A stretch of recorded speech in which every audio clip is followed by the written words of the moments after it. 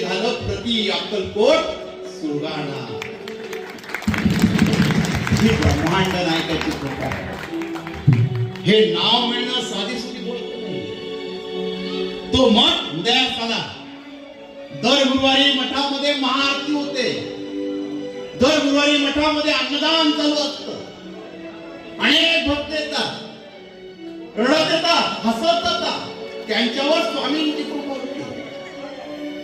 त्या मठामध्ये नवसाचं नारळ पावलं स्वामी समोर. तिथं फक्त भक्ताची आणि स्वामींची भेट घडवल्या जाते. मध्ये ती कोणीच नाही.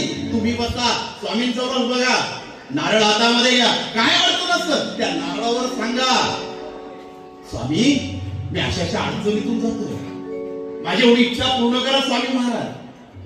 तुम्हाला जी अडचण असेल त्या नारळावर सांगा. डोळ्यात अश्रू असेल तर रडा.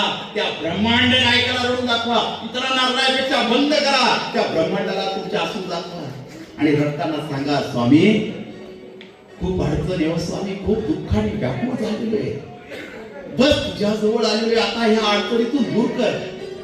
आणि त्या नारळाला शेवट दोरा बांधा, ती अडचण बांधा आणि ते नारळ स्वामीच्या चरणी प्रति अक्कलकोट मध्ये बांधा.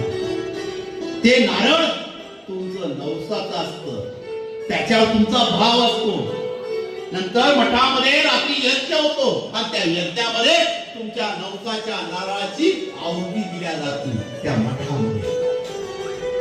आणि त्या मठामध्ये एकदा नारळाची आहुती दिली, तुमची इच्छा किती लवकर पूर्ण होणार तुम्ही बघा.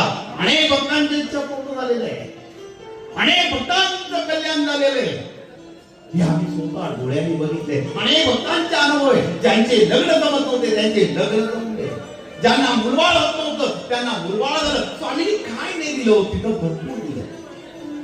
एकदा स्वामींना भेट द्या. अक्कलकोटीतून 500 किलोमीटर आहे, जायला जमत नाही, इच्छा खूप असते. आणि तू 100 किलोमीटर अंतरावर प्रति अक्कलकोटी स्वामींच्या पादुका आलेल्या. हे स्वामींना ठाऊक आहे की आपला भक्त एवढा लांब येऊ शकत नाही, त्याला जमत नाही या धावपळीच्या युगामध्ये. तर म्हणून त्याच्यासाठी जवळचं ठिकाण दिलं, ते प्रति अक्कलकोट दिले, ते सुरगाणा. एकदा या मठाला भेट द्या. म्हणून ते भेट देण्यासाठी मठाने